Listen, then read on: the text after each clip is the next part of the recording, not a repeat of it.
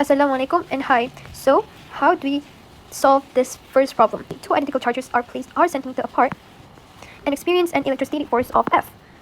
What will be the new force in terms of F if the distance between them is increased to 4 r-centimeter?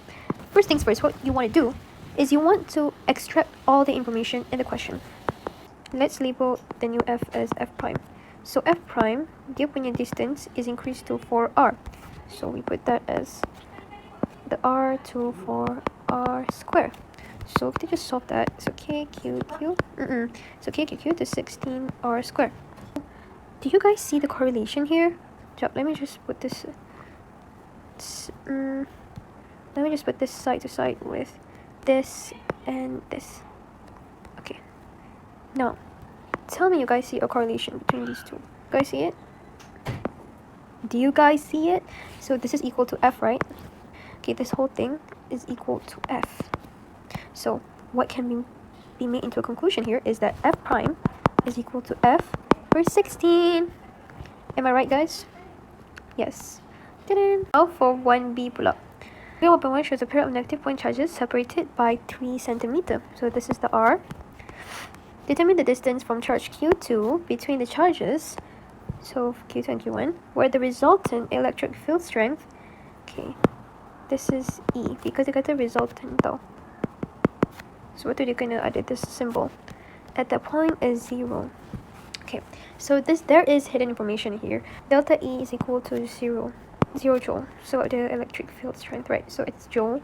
If delta E is equal to 0 joule, that means E1 is equal to E2. Sebab delta E is apparently E1 minus E2, or tak kisahlah, whichever is the more positive one. So in this case, E2 minus E1.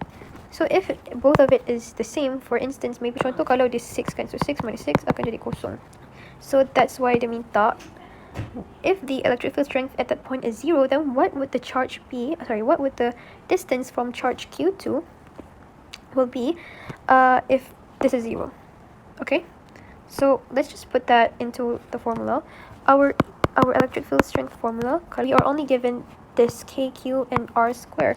Use this formula in the question that we will be doing. So KQ1 per R1 square, KQ2 per R2 square.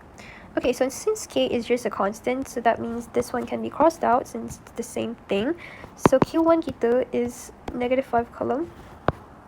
But since E, dia kan ada modulus kan, it doesn't matter if it's positive or negative.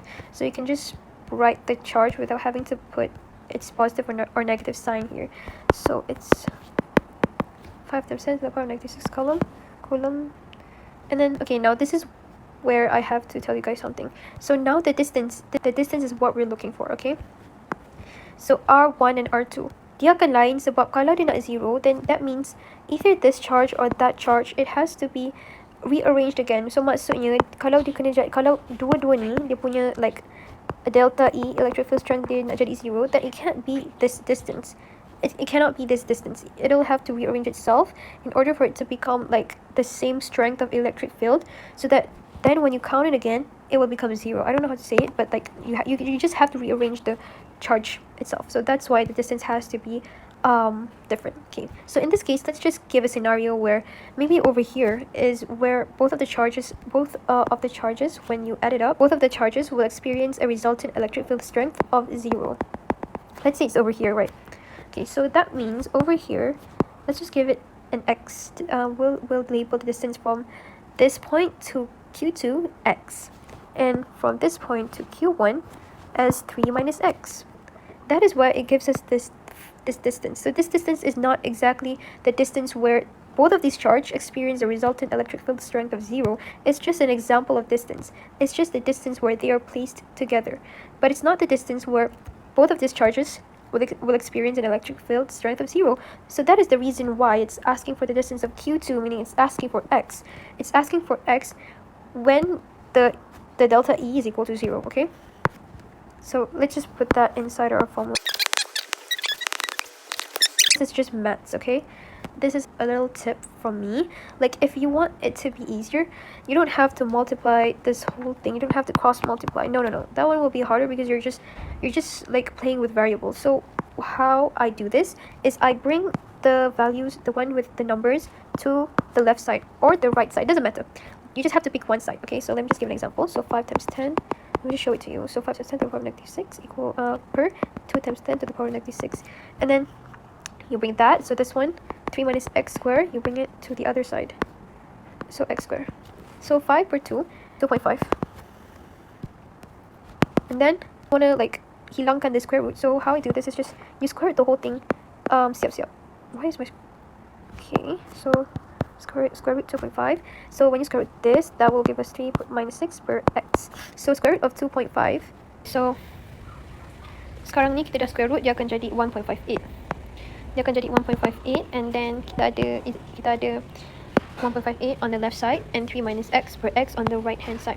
So kat sini we bring the x from the denominator to the left hand side.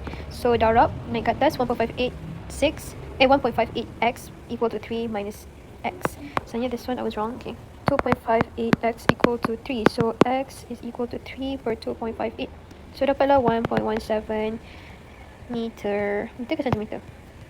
Oh, sebab kita guna 3 meter, centimeter kan, so centimeter. Tadan! So dapatlah jawapan untuk 1B.